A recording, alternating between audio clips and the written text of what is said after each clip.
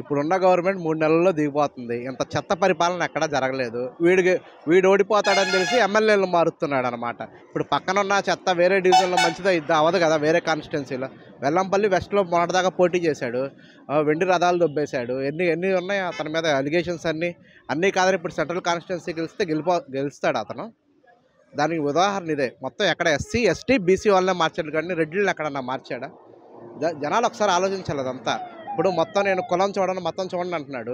అన్ని కులాలు చూసి మతం చూసే కదా అతను చేసేది ఇప్పుడంతా రాజకీయం అంతా. ఎవరికి ఇచ్చాడు? ఇచ్చింది 20 మందికి, చెప్పుకునేది 100 మందికి అని. మీటింగ్కి రాకపోతే బెదిరిస్తున్నాడు, వాలంటీర్లు పెడుతున్నాడు, పథకాలు తీసేస్తా అంటున్నాడు. ఇంకేం చేస్తున్నాడు అతను? ఎక్కడ జరిగింది? ఎంతమందికి జరిగింది? 100 మందికి 20 మందికి జరిగితే 100 మందికి అని చెప్పుకుంటున్నాడు. ఇంకేముంటుంది అందులో? 10% కూడా నెరవేర్చలేదు. అమ్మఒడి 15 ఎంతమందికి ఉంటే అంతమందికి. భారతీ రెడ్డే చెప్పింది జనాల్లో తిరిగి, ఎంతమంది ఉంటే అంతమంది. చివరికి ఎంతమందికి ఒకళ్ళకి ఇచ్చాడు. అది కూడా 15,000 కాస్త 13,000 అయింది. ఇప్పుడు మద్యపాన నిషేధంలో ఇప్పుడు 25 ఏళ్ళు మన మన మద్యాన్ని తాకట్టు పెట్టి అప్పు తెచ్చుకున్నాడు. అది ఎవరి మీద పడుతుంది? మన మీద పడుతుంది. చెత్త పన్ను వేసాడు. ఇప్పుడు దాకా ఏ ముఖ్యమంత్రి ఎవడన్నా వేశారు? రాజశేఖర రెడ్డి, రోసయ్య, కిరణ్ కుమార్ రెడ్డి, బాబు గారు, ఇప్పుడు జగన్. ఎంతమందిలో ఎవరు వేశారు చెత్త పన్ను? చెత్త నా కొడుకు కాబట్టి చెత్త పన్ను వేశాడు. ఖచ్చితంగా తెలుగుదేశం పార్టీ వచ్చింది. ఇప్పుడు మన రిపబ్లిక్ టీవీలో మనకి ఇండియా టుడే టీవీలో ఇంటర్వ్యూ జరిగింది. అందులో ఏమన్నాడు? ప్రజలు వద్దనుకుంటే నేను దిగిపోతానండి. మొన్నటిదాకా వైనాట్ 7 నా ఇంటికి పేకలేరు అన్నాడు, అదన్నాడు, ఇదన్నాడు. ఇప్పుడు ప్రజలు అంటే ఆల్రెడీ సినిమా అర్థమైపోయింది అతనికి. అయిపోయింది నా పరిస్థితి, ఇంకా నేను ఉండలేను ఇక్కడ, నాకు ఇంకేమీ లేదు, అయిపోయింది అని చెప్పి. అందుకే అతని మీద వ్యతిరేకతను కప్పిపుచ్చుకోవడానికి ఎమ్మెల్యేలు మారుస్తున్నాడు. మెయిన్ విషయం ఇదే, అంతకు మించి ఏమీ లేదు. వెల్లంపల్లికి మరి ఉంది అన్నప్పుడు మరి వెస్ట్లోనే వచ్చుగా, ఎమ్మెల్యేనే కదా, ఎందుకు మార్చావు నువ్వు? సెంట్రల్ కాన్స్టిట్యున్సీకి ఎందుకు పంపించావు? ఇప్పుడు పారసారథి ఉన్నాడు, అతను బీసీ. అతను ఏమని చెప్తున్నాడు ప్రెస్ మీట్ పెట్టి? నేను చంద్రబాబుని పవన్ కళ్యాణ్ తిట్టలేదు, అందుకే నాకు సీట్ ఇవ్వట్లేదని. అతను ఒక్కడి ఉద్దేశం కాదు, ఇప్పుడు చాలామంది అదే మాట మాట్లాడుతున్నారు మార్చిన ఎమ్మెల్యేలు అందరూ. ఇప్పుడు ఎస్సీ సింగనమల్ల అమ్మాయి ఉంది, ఆ ఎమ్మెల్యే ఏం చెప్తుంది?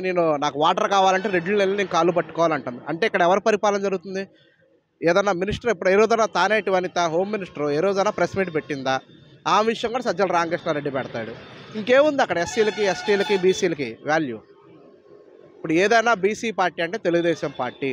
ఈరోజు జనసేన టీడీపీ పొత్తులో ఖచ్చితంగా 150 సీట్లు పైన సాధిస్తాం. టీడీపీ జనసేన ప్రభుత్వం అధికారం చేపడుతుంది. ఇప్పుడున్న గవర్నమెంట్ పరిపాలనగా పాలించలేదండి. ఏమైంది బాబాయ్ అంటే, నాకు 80 సంవత్సరాలు, 85 సంవత్సరాలు, 85 సంవత్సరాలు అయితే నాకు పింఛన్ లేదు. నాకు పింఛన్ లేదట. నాకు 4 కొడుకులు ఒకటి పట్టుకోడు వెళ్ళిపోతాడు, తలకు ఒక ఇల్లు ఉంటే, 4 ఇల్లు ఉంటే మరి నేను ఎలా బతకాలి? నాకేంటి ప్రభుత్వం ఏం చేయాలి? ఎలా బతకాలి? ఏంటి ప్రభుత్వం చేసింది? అతను ముఖ్యమంత్రి పదవి ఎందుకు? మా నెత్తినేసి కొట్టాక. అతను ముఖ్యమంత్రి పదవి దేనికి? మా నెత్తినేసి కొట్టాకండి. ఏం పథకాలు ఇచ్చినాడు? ఎవరు 18 సంవత్సరాల దానికట 18,000 అట. ఆ 18,000 పెట్టుకుని దేనికి ఇచ్చింది? 4-5 ఎత్తారు, పథకాన్ని ఎత్తేస్తారు. ఏం పథకాలు ఇస్తారు?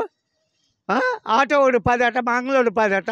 దేశాన్ని అప్పుల పాలు చేసి 13 జిల్లాల్ని నాశనం చేశాడు. నాశనం అయిపోయాడు. ఏం నాశనం ఇది?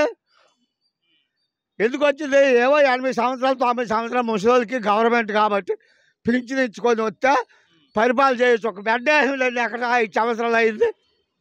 వెనకాల పిల్లలకి ఏంటి గతి? పొద్దు మనం పోతాము, మేము పోతాం, మీ గతి ఏంటి? వెనకాల పిల్లలకి ఏమొస్తుంది? ఏముంది? ఏమిటి పద్ధతి? ఏం పరిపాలన ఇది? 170, 180 వస్తాయి. మంచి ఇది ఇంట్లో నేలలో నీటిలో నేలుతాడు. అప్పచెల్లి ఒక్క సొగ్గినాడు, అమ్మని ఒక్క సొగ్గినాడు, చిన్న సావదేగినాడు, నాన్న చచ్చిపోయాడు. ఏంటండి అసలు? మూట కట్టుకుంది ఏంటి? మమ్మల్ని ఇచ్చేసింది ఏంటి? దేనికి మమ్మల్ని ఇలా ఇబ్బంది పెడతాడు? 13 జిల్లాలకు ఏం చేసిందండి? ఎంత అప్పు చేసింది? చెప్పంటే అనుకుని పిల్లలు తీర్చవలసిందిగా. దేనికి ఆ అప్పు? ఏం చేసినావు? ఎందుకు నీకు ఆ అప్పు? ఏటి చేయలేదండి. ఏడు చేసాడు? వాస్తవం చేసాడు? ఏడు చేసాడండి? ఏ పని చేసాడు? ఎక్కడైనా ఒక సొన్న ప్రభావం వేసినాడా? ఎవరికైనా 10 మందికి ఇల్లు లేని వాళ్ళకి ఇల్లు ఇచ్చినాడా? కొంపలు లేని వాళ్ళకి ఇయ్యు 10 మందికి. చంద్రబాబు నాయుడు కట్టి సొక్కినాడు, అవి ఎవరికే తెగినాడు అసలు, అవి ఎవరికే ఓడిపోండి అసలు. అట్లా బాగా చేసి 10 మందికి ఇచ్చిపోతే నువ్వు వద్దువేమో. అది అంత గవర్నమెంట్ సొమ్ము కాదు. చంద్రబాబు నాయుడుదా నీదా? ఎవరిదండి ఆ సొమ్ము? గవర్నమెంట్ది కాదు. మరి అవన్నీ పేదవాళ్ళు కొంపలు లేని వాళ్ళు కొంపలు ఇస్తే ఎంత నిన్ను సంతోషించుకుందరు, ఏడు చేసుకుంటావు ఈ సొమ్ము నీకు. నెక్స్ట్ జగన్ రాడు. జగన్ వస్తే నేను రాజకీయంలోకి పార్టీలు ఏ పార్టీలోకి వెళ్ళను, నేను ఈదిలోకి రాను, బయటికే రాను. అది జగన్ రాడు. చేసిన మంచి ఏ పార్టీ వచ్చినా మంచిదే, ఈ పార్టీ వద్దు. ఏ పార్టీ ఏ దిక్కుమాల పార్టీ వచ్చినా మంచిదే, కాంగ్రెస్ వచ్చినా మంచిదే, బీజేపీ వచ్చినా మంచిదే, ఏది వచ్చినా మంచిదే, వద్దు. ఏంటండి పరిపాలన? ముసలోళ్ళకి పింఛన్ లేకపోతే ఎందుకండి అతను రాష్ట్ర పరిపాలన ఎత్తాడు? ఇంట్లోని యజమాని సరి లేకపోతే ఇంటి అందరూ సరి ఉండరు బాబు.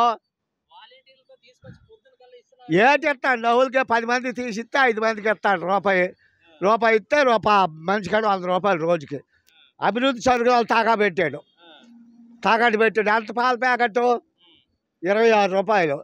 ఈ పొద్దు అది ఎంత 38 రూపాయలు. కందిపప్పు 100 రూపాయలు. ఈ పొద్దు అది ఎంత 150 రూపాయలు. నూనె ప్యాకెట్ 80 రూపాయలు 70 రూపాయలు. ఈ పొద్దు అది ఎంత 140 రూపాయలు. ఏడు తిని బతుకుతాము. ఆఖరి వస్తాడు నీళ్ళు కూడా ఒక్క పూట చేసినాడు. నీళ్ళు కూడా ఒక్క పూట చేసినాడు అండి. వాటర్ కూడా ఒక్క పూట, మధ్యాహ్నం లేదట, రాత్రి పొద్దున్నేనట. నేను సొంత దగ్గర ఇదే పెకర్ నగర్ అవసరం.